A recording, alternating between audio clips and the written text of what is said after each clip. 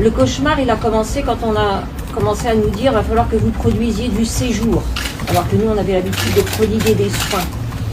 Et on s'est mis à voir comme chef de service des tableaux Excel tous les mois, où on nous disait « Ah, là, bravo, vous êtes en vert, vous avez fait plus de séjours. Ah, c'est pas bien, vous êtes en rouge, vous avez fait moins 10 séjours. » Avec les collègues, on rentrait dans ces réunions et petit à petit, on s'est rendu compte qu'on était infantilisés. On se retrouvait à l'école avec des bonnes notes ou des mauvaises notes.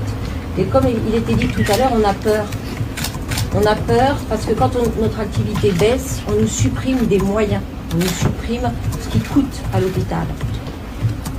Moi, j'ai dans mon service une unité très lourde de 13 lits de patients diabétiques qui ont des complications graves, toutes les complications graves du diabète et entre autres des complications au niveau des pieds avec des abcès, de la gangrène. C'est des patients difficiles à soigner qui demandent beaucoup d'attention. Morphine, insuline, transfusion, bloc opératoire. On nous renvoie les patients immédiatement après le bloc opératoire. Je me suis rendu compte que dans les réunions hebdomadaires où on parle avec tout le personnel de ces patients, je devenais une espèce de robot à dire quand est-ce qu'il sort ? Quand est-ce qu'il sort ? Quand est-ce qu'il sort ? Parce que dans ma tête, je me disais, ça fait 15 jours qu'il est là. Il occupe la chambre. Je ne vais pas pouvoir faire du séjour.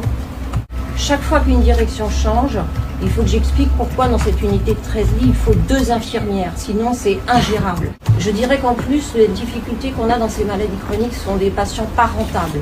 C'est-à-dire quand vous rentrez avec un abcès, une gangrène, vous êtes rentable. Oui, c'est compliqué à comprendre pour vous.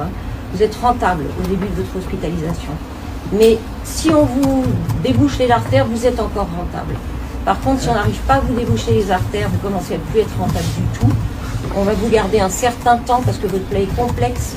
Et donc, au fur et à mesure que les jours passent, l'hôpital commence à perdre de l'argent. Par malchance, vous êtes amputé au bout d'1 mois et demi en nous ayant dit « Tenez bon, faites tout ce que vous pouvez ». On a fait tous les soins.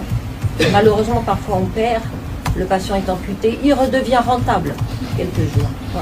Voilà où on en est avec la T2A.